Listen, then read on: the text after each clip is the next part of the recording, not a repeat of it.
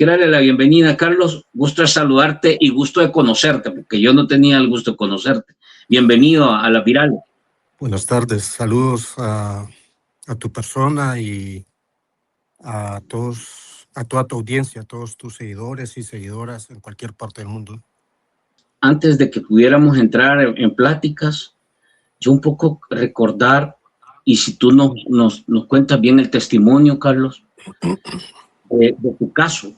Tu caso, hoy vamos a un proceso electoral y prácticamente de aquí fue que surgió, digamos, la discusión para poder abrir este espacio. Pero yo quisiera recordarle a la comunidad cómo tú fuiste capturado en las elecciones anteriores. Elecciones anteriores fue, ¿verdad? ¿Y qué fue lo que sucedió? A ver si nos cuentas. No, yo digo porque en realidad esto es lo que va marcando el perfil de este ejercicio y de cómo vamos retrocediendo en materia de espacios democráticos. ¿Qué fue lo que se te acusó? ¿Cómo fue esta cuestión? Y yo quería nada más poner esta nota que fue publicada por la prensa gráfica. Entonces, fíjense bien qué es lo que sucedió. Vamos a recordar, quiero ver, aquí estamos. Vamos a recordar esto, miren. Dice, escritor Carlos Borja sigue en el penalito tras su captura en elecciones. Dice, Carlos Bucio fue detenido por leer artículos de la Constitución de la República. Su abogada lo pudo ver ayer. Realmente no hay ningún tipo de delito. Una persona o cualquier ciudadano salvadoreño conocedor o no conocedor puede leer la Constitución en cualquier lugar determinado, dijo ayer Emperatriz Flores, que era la abogada defensora de Carlos, quien se encuentra detenido en el penalito desde el pasado 4 de febrero. Borja fue capturado el domingo en el centro de votación del Centro Escolar Concha Viuda de Escalón tras haber leído en voz alta. Fíjense cómo es esto, o sea, el gran pecado. Haber leído en voz alta artículos de la Constitución que prohíben la reelección presidencial.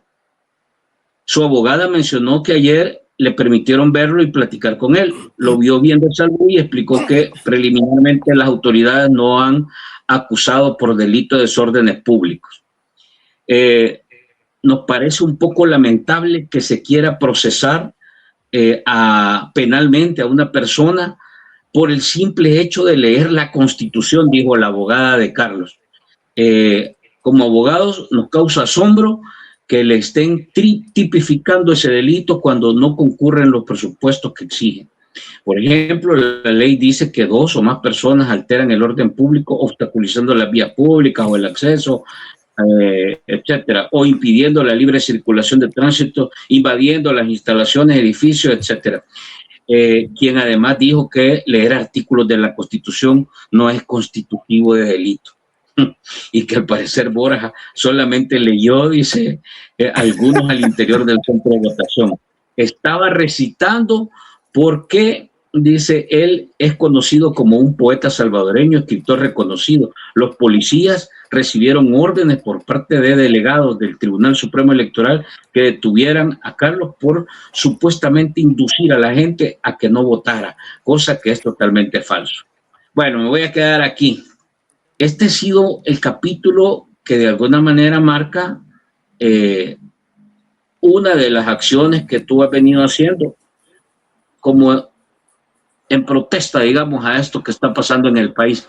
Cuéntanos un poco, hagamos memoria y después nos vamos a la actualidad. ¿Te parece, Carlos? La noticia sobre mi captura por leer 7 artículos de la Constitución salvadoreña en público fue cubierto alrededor del mundo, en los periódicos de mayor prestigio, tanto de Norteamérica como muchos de Latinoamérica y Europa. Y pues como has señalado, has sugerido, fui capturado injustamente, ilegalmente e inconstitucionalmente por leer 7 artículos. No dije ni una palabra, no dije ninguna mala palabra. Invoqué a Monseñor Romero, a San Romero de América, lo invoqué. le pedí a las autoridades ahí presentes, en particular a la PNC, que siguieran el mandato de San Romero de no reprimir al pueblo.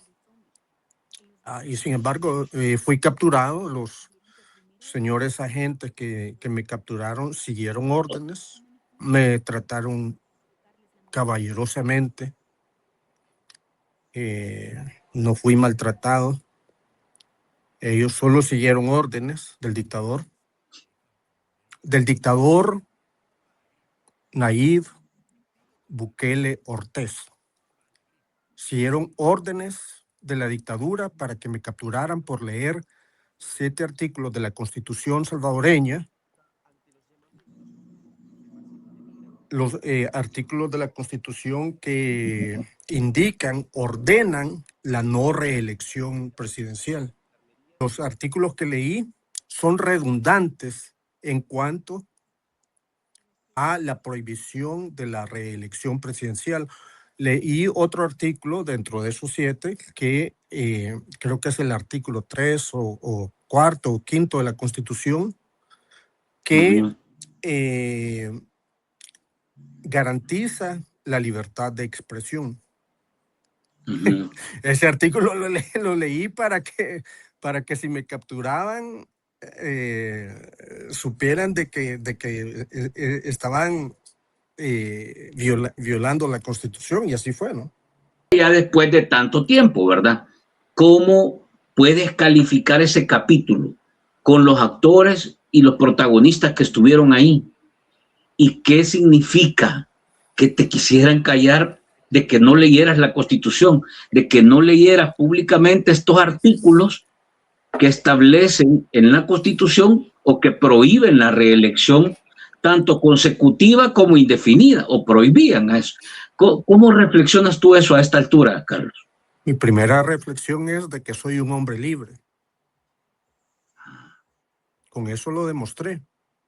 O sea, soy un hombre libre en cuanto a mi conciencia. A mí me pueden matar en 5 minutos, me puede venir un dron y me termina. Pero mi conciencia es libre. Eso lo demostré en ese momento. No soy un esclavo. Y eso es lo que yo le pido al pueblo salvadoreño. Que sea un pueblo que se libera. Y yo sé que es muy difícil. Porque la libertad es costosa. Pero debemos, por lo menos, pensar sobre la libertad e intentarlo. La siguiente reflexión es que eso demostró, y para mí esa era la prueba, que estamos en dictadura. Aquí no, yo lamento mucho que haya algunos analistas, catedráticos incluso, que hablan sobre autoritarismo a medias o un proceso democrático autoritario. No, es dictadura. Es dictadura. ¿Y sabes por qué es dictadura, Franklin? Esta es la segunda dictadura contra la cual yo lucho. La segunda. Dictadura es cuando hay un sujeto o un grupo que dicta las leyes impidiendo el balance de poderes. Y eso es lo que efectivamente ocurre en este país. Hay un dictador, Bukele, que ordena, que dicta cómo deben articularse, modificarse, manipular, etcétera, las leyes. Eso es dictadura. Vamos a ver, sí, aquí encontré los artículos, son el artículo 75, el 88, el 152, el 154, el 248, que establecen una serie de condiciones que prohíben o que bloquean la posibilidad de la reelección, tanto inmediata y peor indefinida, ¿verdad? El artículo 75 dice, establece la pérdida de los derechos ciudadanos para quienes suscriban actas, proclamas o apoyen de manera directa la reelección continua de un presidente. El artículo 88, voy a leer nada más estos conceptos. Señala que la alternabilidad en el ejercicio de la presidencia de la República es indispensable y que su violación obliga a la insurrección. Esto es lo que dice la Constitución. Ojo, el artículo 152, ordinal 1, prohíbe ser candidato a la presidencia a quien haya desempeñado el cargo por más de 6 meses, consecutivos o no, durante el periodo inmediato anterior o previo al inicio del nuevo periodo. El artículo 154 fija la duración del periodo presidencial y estipula que el ejercicio del cargo termina exactamente el día en que concluye el periodo para el cual fue electo, sin mencionar prórroga alguna.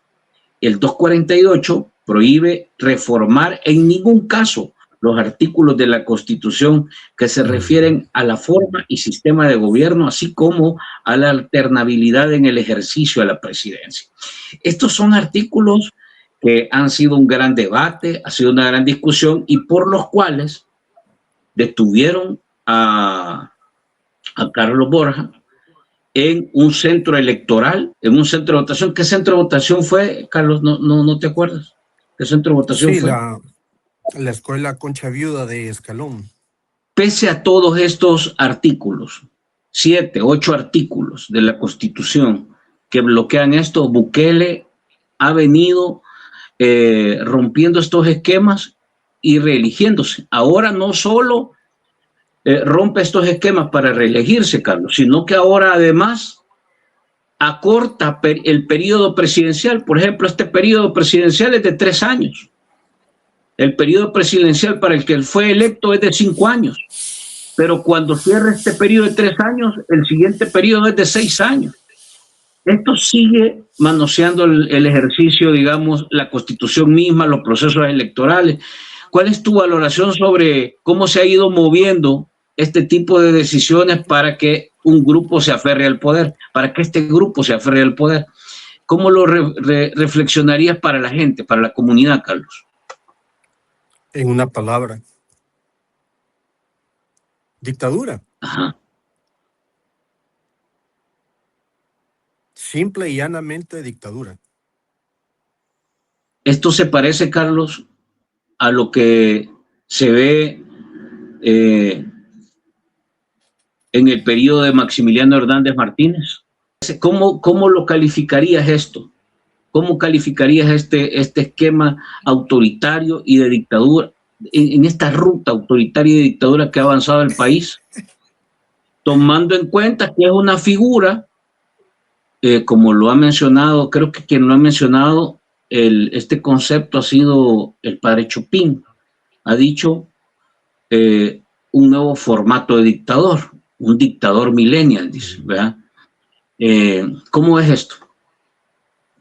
Voy a hacer algunos matices y realmente la pregunta es importante. En mi opinión,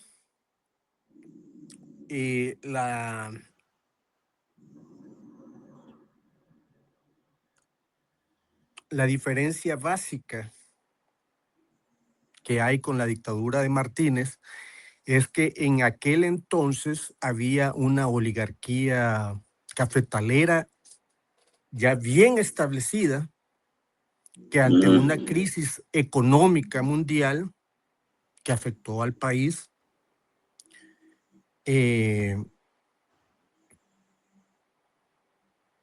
estableció a un dictatorzuelo, Martínez, quien en realidad era más sofisticado de lo que yo pensaba, ¿no? Hasta hace algún tiempo no era no era un tipo simplón. Ahora hay otro dictador que tampoco es un tipo simplón. La diferencia es que ahora se está, y en realidad ya se estableció una nueva oligarquía que él lidera. Es un nuevo tiempo histórico. Las dinámicas geopolíticas y del capitalismo a nivel global son diferentes. Estamos viviendo un estadio de hipercapitalismo que experimenta nuevas crisis, pero las crisis del capitalismo recurrentes a través de su historia no implican la caída del, o sea, no implican la caída del capitalismo. El capitalismo se va adaptando y se va reforzando y va tomando, es un leviatán.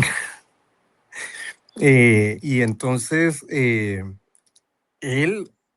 es el que, bueno, algo triste, pero es una realidad, es que Bukele es el que mejor lee la historia de los líderes políticos actuales. Él lee perfectamente la historia, muy bien, es muy sofisticado. Lo triste, lo complejo también es que de parte nuestra, de la resistencia, todavía no logramos leer lo suficientemente bien las complejidades del momento histórico que estamos viviendo. Entonces, en ese sentido, obviamente, él tiene una portentosa ventaja política sobre nosotros. Él tiene dominados todos los poderes. Nosotros, lastimosamente, no hemos llegado a un nivel superior de posicionamiento político. ¿Cómo es el papel que están jugando los partidos políticos en general? Y si quieres de manera puntual abordar alguno respecto a este momento que está transitando el país. Fíjate que desde mi lectura voy a empezar por un cuento. Ajá. Al dictador le gusta que lo llamen Batman y lo llaman Batman. Pero si vos lees bien las historietas de Batman, te vas a dar cuenta que el principal némesis, adversario de Batman es el Guasón. El Guasón se disfraza de Batman. O sea, el dictador no es Batman, es el Guasón. Pero el pueblo piensa que es Batman. Y es parecido en este sentido al relato bíblico del Mesías. No recuerdo bien en cuál de los evangelios uno de los evangelistas advierte sobre los falsos mesías que van a venir al mundo proclamándose como mesías, pero no son mesías. Este es el caso de nuestro dictador bananero del siglo XXI. Luego, sobre los partidos políticos, de una manera similar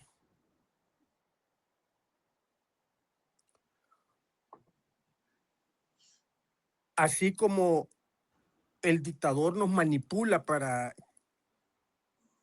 hacernos pensar que es un Mesías o es un Batman cuando no lo es, sino lo contrario, también manipula a los partidos políticos. En este sentido, tanto el FMLN con letras minúsculas como Arena son partidos que están colaborando con la dictadura porque están legitimando, entre comillas, el programa político del dictador.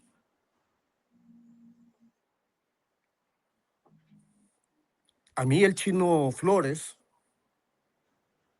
me produce ternura. Creo que es una persona muy buena, es valiente. No comparto sus articulaciones políticas e ideológicas, pero lo respeto como hombre. Al mismo tiempo,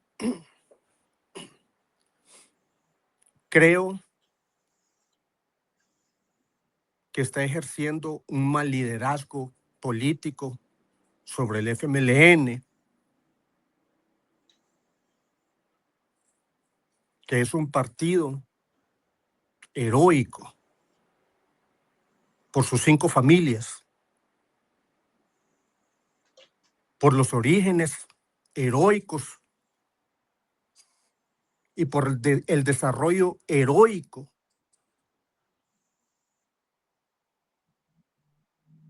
del FMLN, con mayúsculas. Un partido revolucionario no se limita a la institucionalidad burguesa ni electoralista. Hay momentos históricos electorales. Este no es un momento electoral. Este es un momento en que los hombres y mujeres de sabor tenemos que luchar contra la esclavitud.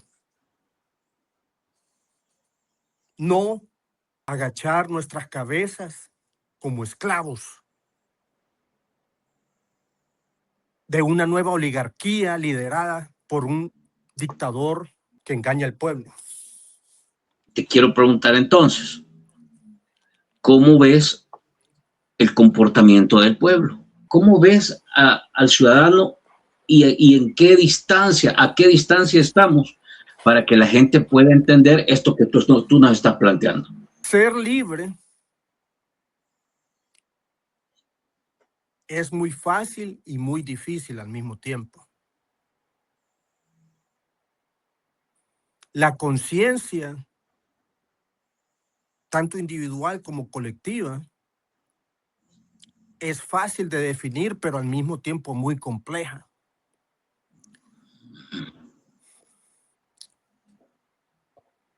La formación cultural de nuestro pueblo, históricamente y sociológicamente, es muy pobre, muy baja. En este momento, lastimosamente, nuestro pueblo está siendo jugado.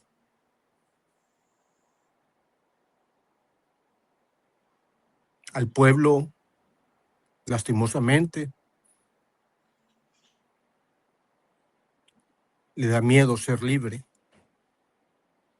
Y sin embargo, si hay un hombre o una mujer que cree en la libertad, tiene que seguir este sendero, aunque solo sea uno o solo sea una. Y en ese sentido, pues, yo me mantengo firme como hombre libre. pero este pueblo también ya ha pasado estos momentos y se ha enfrentado a estos momentos. Claro. Y ha sabido librar estos momentos. Entonces, yo creo que, o sea, uno puede decir, mira, estos son los principales limitantes que tiene este pueblo para poder enfrentar este capítulo tan difícil que estamos empezando, ¿cómo se llama?, a atravesar bajo el túnel. Pero el país ya lo ha pasado, este país ya tuvo que sufrir situaciones tristes, sangrientas, dolorosas.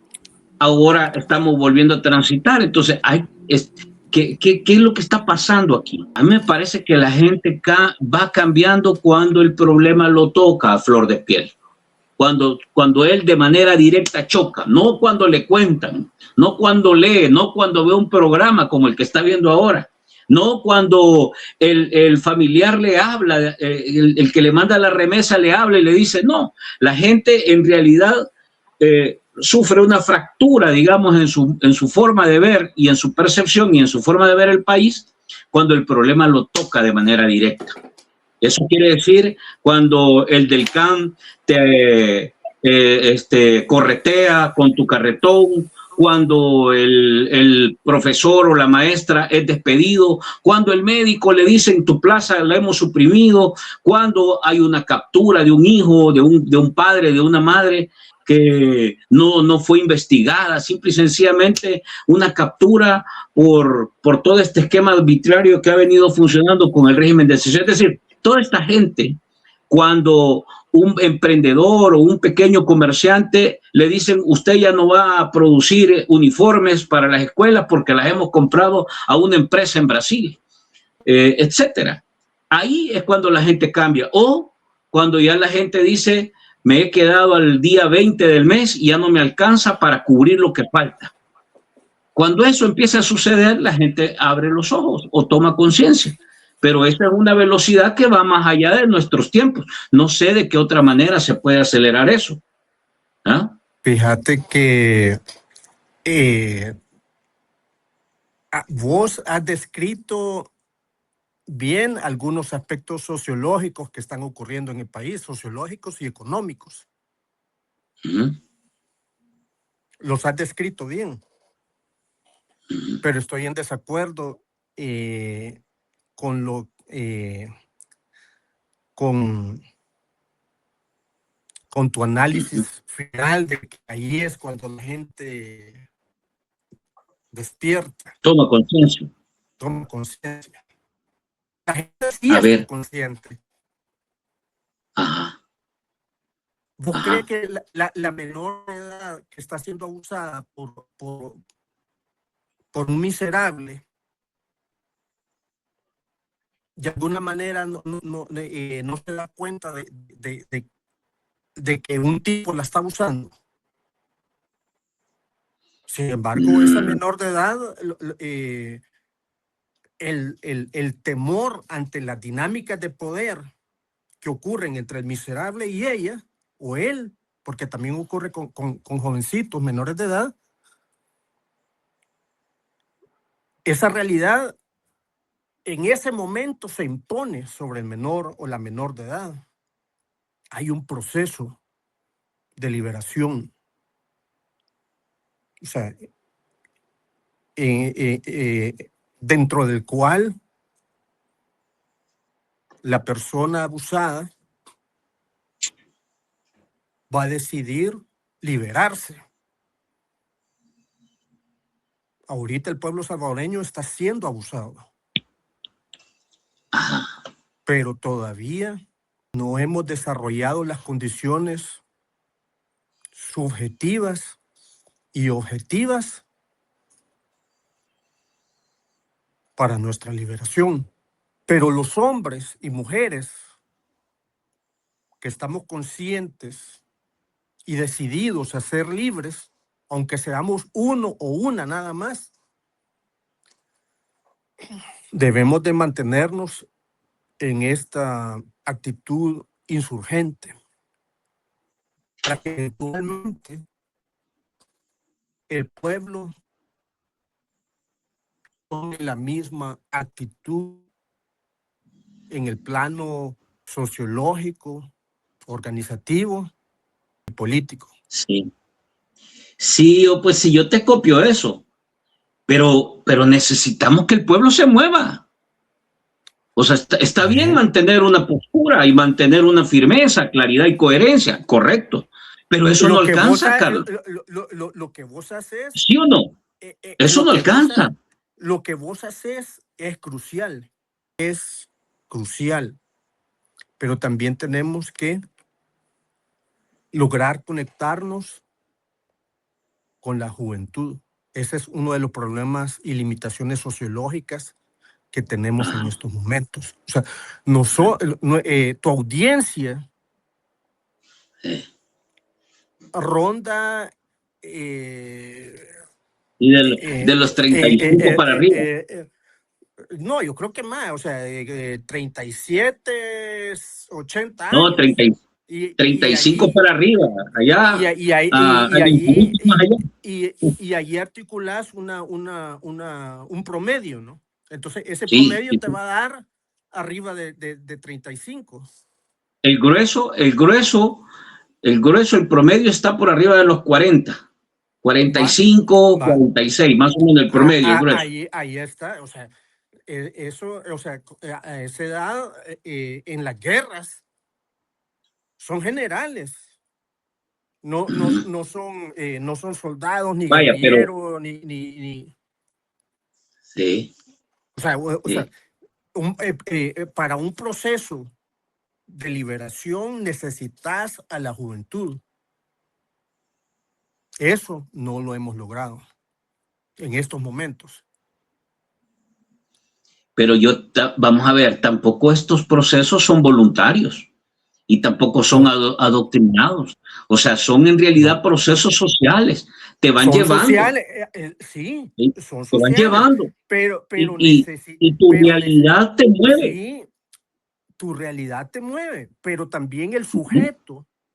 ¿Vos crees que aquí no, hubiera existido el FMLN si bichos peludos y muchachas en minifalda no se hubieran decidido a tomar las armas? Claro, por eso estamos hablando. ¿Quiénes son ellos? O sea, hubo voluntad. Claro, es pueblo. El pueblo. ¿Por qué? ¿Qué motivó a ese segmento del pueblo a tomar esa decisión de incorporarse a cualquiera de los grupos que formaban el FMLN en ese momento? ¿Qué los llevó? ¿Qué les provocó esa decisión? ¿Qué les provocó eso? Y eran jóvenes. Eran jovencitos. Fueron tanto condiciones objetivas locales como internacionales. Habían referentes internacionales, históricos, Cuba. Sí, pero ahí tampoco. Fíjate que ahí, esto que estás diciendo. No, o sea, eso es una realidad. O sea, tenemos, o sea, por ejemplo, es una realidad de que el modelo Bukele como un proyecto político existe. Sí, claro. O sea, hay quienes dicen, no existe el modelo Bukele porque, claro, el proyecto Bukele lo que implica es dictadura burguesa. Sí, es un proyecto de ultra. ¿Cuál? O sea, eso es lo que implica. Entonces, esa es una realidad objetiva. Hay un entorno, o sea, es una realidad objetiva también el bonapartismo actual en los Estados Unidos con Trump. Existe la posibilidad de que él vuelva a ganar las elecciones o que esté detrás del poder en una posible presidencia de J.D. Vance. Entonces, esa es una realidad objetiva. O sea, la posibilidad en un contexto histórico, en un campo histórico, que es el que vivimos actualmente, del trumpismo, bukelismo global, es una realidad objetiva. O sea, estamos viviendo este momento. Ahora, uno de los retos que tenemos tanto a nivel nacional como internacional es cómo hacer que la juventud se decida a un proceso de liberación, como lo hicieron las juventudes y la gente de edad mediana durante el primer periodo fascista del mundo con el nazismo, como en el periodo de las guerras de liberación. Ese etos social, esa determinación política e ideológica de la juventud que tuvieron en aquella época, no existe en estos momentos. Ese es un reto político y sociológico que tenemos actualmente. Ok. Pero déjame elaborar un poquito más sobre esto porque A creo ver. que vos me estabas pidiendo. Los hombres viejos como yo tenemos que desarrollar estrategias para que los jovencitos tomen una conciencia libertaria. Eso no lo estamos haciendo. Aunque, insisto, que lo que vos haces es crucial. No tienen que dejar de hacerlo. Tal vez, no sé, o sea, habría que ver cómo nos acercamos más a los jovencitos, ¿no? Sí. Ajá. Pero sí, eso es crucial, ¿no? Uno Sí, de los lo que, problemas que tenemos es que la precariedad, la injusticia social y la injusticia política, la violación constante de la Constitución se han normalizado. Entonces, lo que tenemos que hacer es hacer que el pueblo desarrolle una conciencia libertaria. sí, pero vamos a ver. Es que a mí me gusta aterrizarlo. Un joven no lo mueves tú eh, ni forzándolo, ni por reglas, Claro. ni por debe haber una motivación, debe haber una razón que lo lleve a hacer algo, a pensar de manera determinada.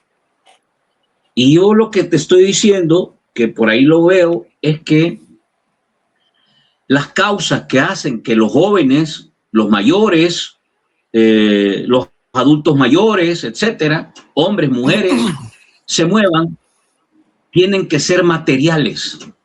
Y aquí entra el material, materiales, tienen que tocar de manera directa tu condición de vida, tu realidad, tienen que afectarte.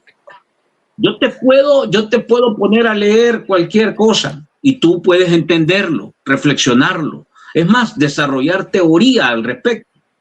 Pero eso no es suficiente para provocar que te muevas. Y en mi lógica, lo que va a provocar que se mueva es una condición que poco a poco está generando mayores niveles de presión social.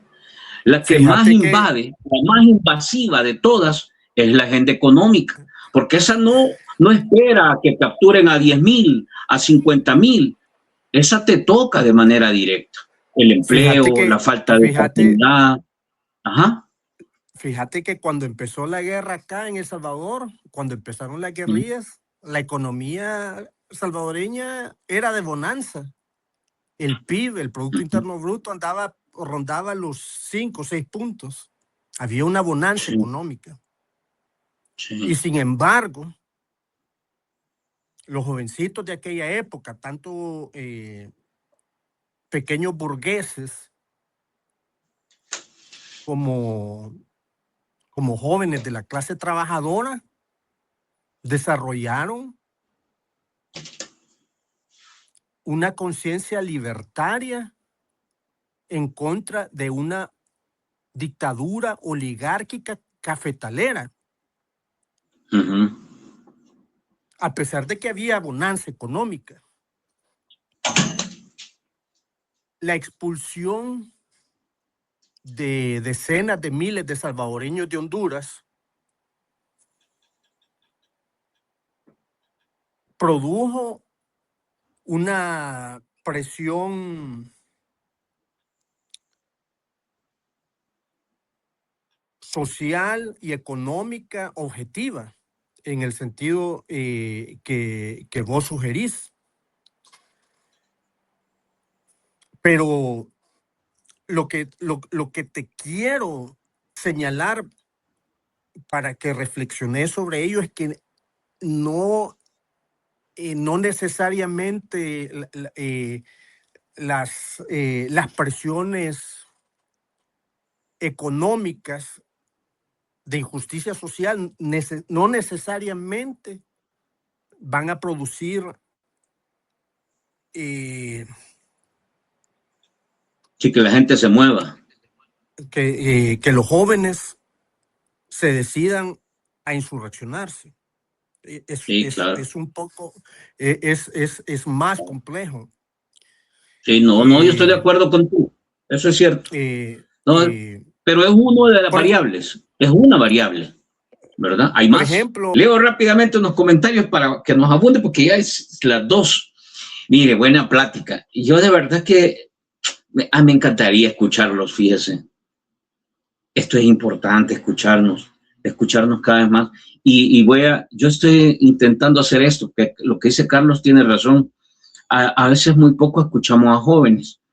Estoy intentando hacer una mesa de jóvenes que quieran hacer un panel y conversar con nosotros, escucharlos.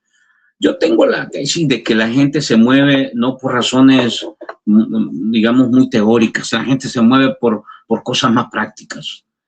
Yo conozco historias de excombatientes, de gente que perteneció a una de las 5 organizaciones del FMLN. Yo conozco muchos, decidieron incorporarse a un grupo de las 5 agrupaciones que conformaron el FMLN en el periodo de la guerrilla, porque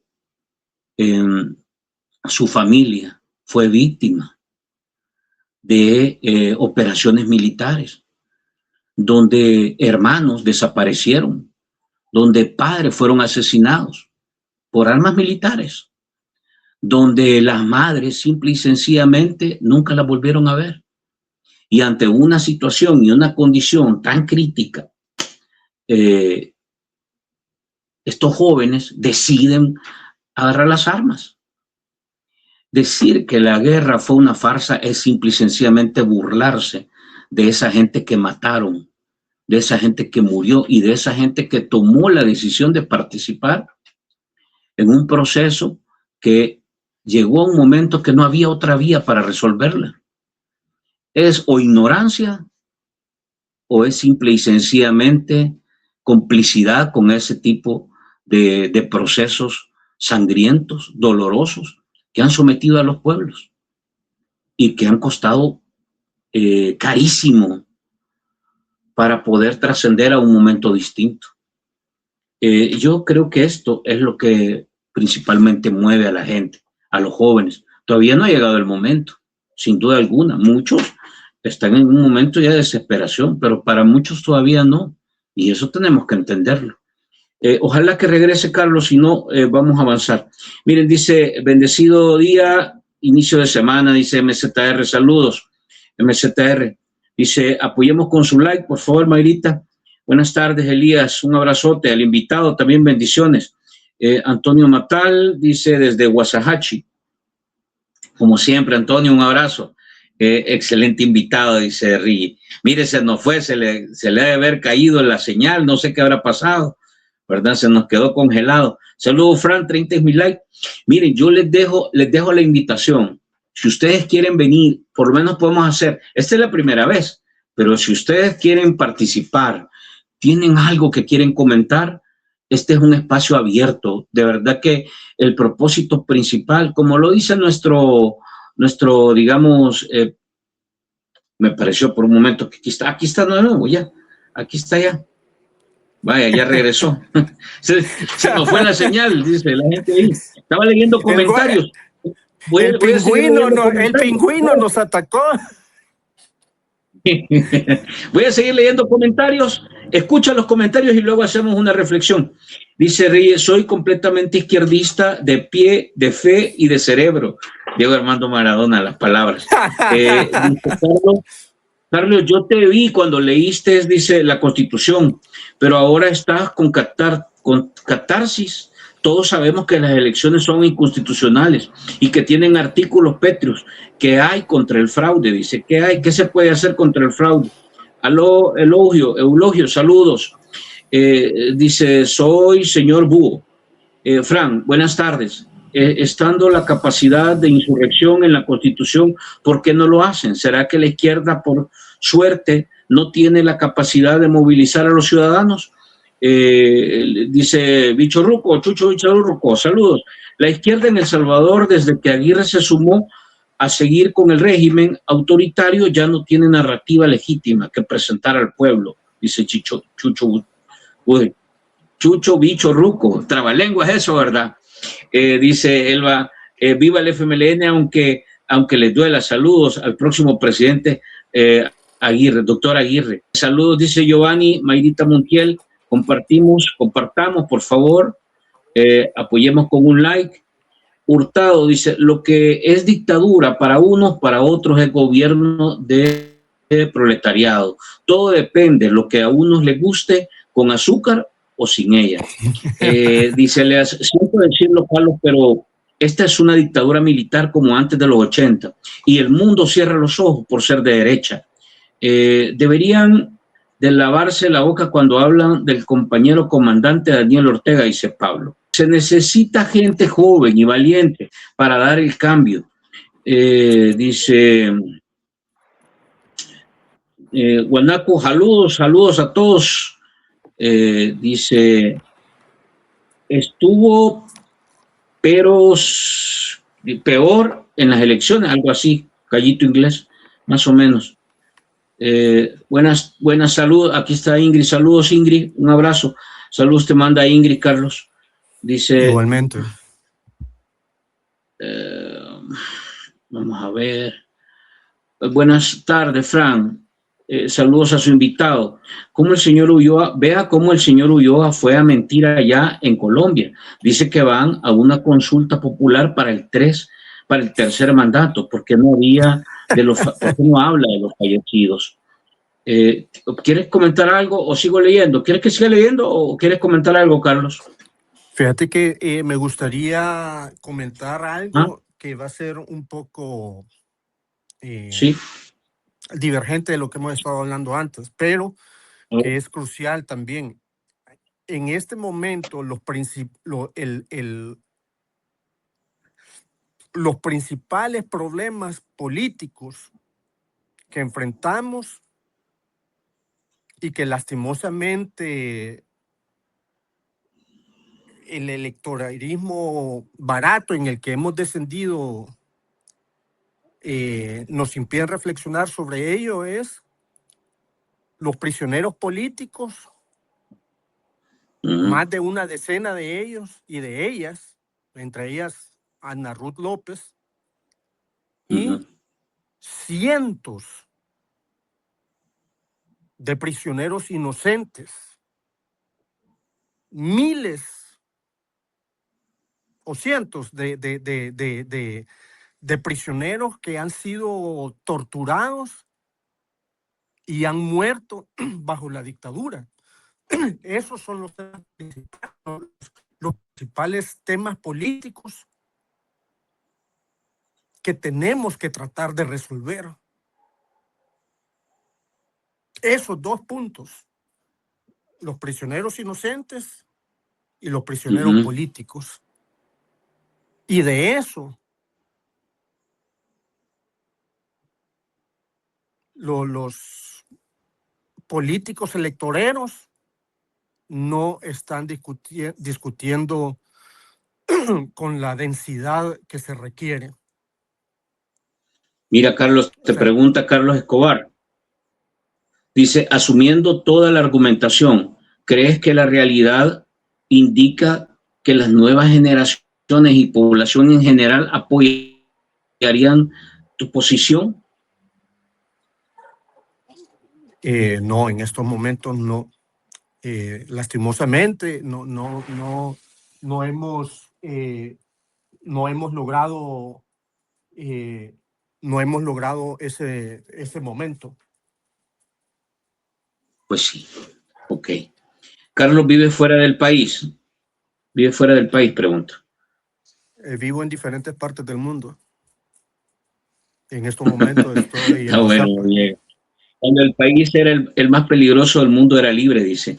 La gente dice cambiando la tripa chía, Fran. La gente cambia cuando la tripa chía, Fran, dice. Saludos a Ingrid también por allá. No es cosas de idealistas. Eso ha sido el problema de las religiones y de las ideologías. Nunca se ha hecho diferencia. Vivimos de las creencias, por eso nadie se identifica.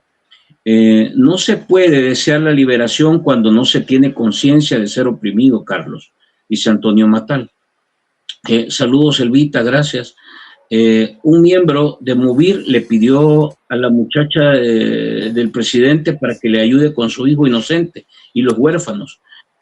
Colapso ideológico. La gente ya no quiere más izquierdas ni derechas. La gente quiere un candidato famoso, bien chingón, con barba, como el nuevo que está en Colombia, dice. Las focas poco a poco van abriendo los ojos. Estamos dando lástima, ni análisis ni propuesta. A lo mejor sí hay propuesta, pero no hay cojones, dice Pablo. Buenas tardes, Frank, y el invitado. Dice, hay que abrir los ojos hasta que nos llega nuestro turno y vivimos en carne propia la mala experiencia, comprendemos. Yo creo que esa es, lastimosamente, una condición social que tenemos. Difícil hacerlo de otra manera. Y cuando usted empieza a experimentarlo en carne propia, lo primero que dice es, la primera reacción que tiene es resistirse a creer que eso está pasando. Pero bueno, después se pregunta, ¿y cómo hago para cambiar esto? Y ahí viene el cambio de paradigma. Ahí viene entonces la mente que quiere liberarse, como dice Carlos. Pero hay que atravesar un momento crítico. Dice Frank, habla del régimen de excepción permanente. Las focas no tienen sabor a cumbia, dice. El problema es que un gran segmento de la población vive alucinando, distraído y retraído por la era tecnológica, las redes sociales, los juegos digitales, etcétera. Sí, parece que ese aspecto tiene adormecida a la gente, a muchos jóvenes. Yo tengo 77. La lucha reivindicativa es la clave. A mucha gente, y eso ha sabido aprovecharlo el nefasto corrupto. Vamos a ver, un par más. Conciencia no es el problema, aplica al mundo religioso e ideológico. Recordemos que en los sistemas de creencias o filosofías, todo es bello, todo tiene solución. Los jóvenes ya no creen en cuentos. Los del FMLN histórico hoy son viejos, iguales que Carlos, dice. ¿Cómo van a armar una revolución con la Chepatuber? Dice, seamos más serios, dice Guanaco. La gente no tiene conciencia que hay un dictador, una apendejada de un loco maniático sometiendo a la población. Bueno, voy a quedarme por acá, Carlos. No sé si quieres una reflexión de cierre. Pues lo único que quisiera dejarles es la reflexión de que en lo más profundo de nuestra conciencia siempre vamos a ser libres, que debemos de animar a la juventud para que esa libertad de conciencia interior que todos y todas tenemos, la expresemos de manera libertaria y que lo fundamental políticamente en estos momentos es la necesidad de liberación de las decenas y cientos de prisioneros políticos e inocentes que hay en estos momentos. Que no debemos continuar normalizando las torturas que en estos momentos están padeciendo cientos de prisioneros y prisioneras, entre ellas la doctora Ana Ruth López, el doctor Amaya, los compas veteranos y excombatientes del frente. En estos momentos debemos de exigir y luchar por su liberación hoy, en media hora. Tienen que ser libres ya. Tenemos que exigirlo y tenemos que luchar por ello. Te agradezco la plática, fíjate, y te dejo abierto para que podamos seguir platicando. Ya hoy sí puede ser cosas así muy puntuales, porque hoy ha sido una cosa mucho más abierta. Mira, o sea, te voy a leer. Yo tengo el acta de libertad que me otorgaron, que te otorgaron. La jueza, y es un bello poema surrealista. Fíjate que está bueno, la próxima no lo lees, pero yo te quiero agradecer y quiero decirles, miren, aquí me está diciendo Carlos, fíjense, hagámoslo, mire, yo no tengo problema, o sea, este espacio es para esto, de verdad, para escucharnos, hombre. Yo creo que conversando se entiende la gente y este es un espacio para conversar, relajados, ¿verdad? Con fanatismo, sin fanatismo, con las pilas puestas, no importa. El hecho es de conversar. Y aquí dice Carlos, miren, yo me apunto al programa, dice, pero con foto de payaso de perfil. Eso sí, yo le voy a caer mal a todos. Pienso solo fuera de la caja. Vaya, Carlos, si usted quiere, póngase el lunes, no el lunes, escríbame al WhatsApp o al inbox de X y ahí nos ponemos de acuerdo como lo hicimos ahora con Carlos Borja. No fue difícil, ¿verdad? O sea, fue sencillo. Mándeme su contacto y nos ponemos en filas y nos vemos el otro lunes y platicamos igual. Si quiere puntualmente algunos temas para afinar, démosle. Y Carlos, te agradezco, te dejo abierta la posibilidad para que más adelante platiquemos de temas puntuales. Y sí me gustaría que nos leyeras la resolución de la jueza. Ya me dejaste picado, fíjate. No, miren, yo creo, le voy a decir por qué es inexplicable. O sea, que a usted lo capturen el día de un proceso electoral, de una elección, porque usted llega a ese centro de votación a leer la Constitución, es inexplicable, disculpen, es inexplicable. O sea, lo único que nos dice es que aquí, como yo lo he planteado en algunos espacios, en este país ya llegó el momento de que el poder es el que define cuándo es necesario pisotear a alguien y cuándo no es necesario pisotear a alguien. Nos equivocamos, porque las reglas, ¿por qué están hechas? ¿O para qué están hechas las reglas? Para ponerle paro y control al poder, para protegernos nosotros los que no tenemos poder. Si no, no necesitamos reglas. O sea, reglas para que el que está en el poder las cambie a su antojo cuando él considera que es necesario. Eso simple y sencillamente no tiene sentido. Las reglas son para ponerle paro al que está en el poder, para que rinda cuentas, para limitarle cuando en realidad abusa, para señalar arbitrariedad, ilegalidad y otro tipo de procesos como esto, de que a usted lo capturen en un centro de votación porque está leyendo la Constitución. ¿Cómo a él le ocurre? Te agradezco, Carlos. Abrazos y quedamos pendientes para otra plática. Bueno, abrazos. Saludos a todos y todas. Excelente. Bueno,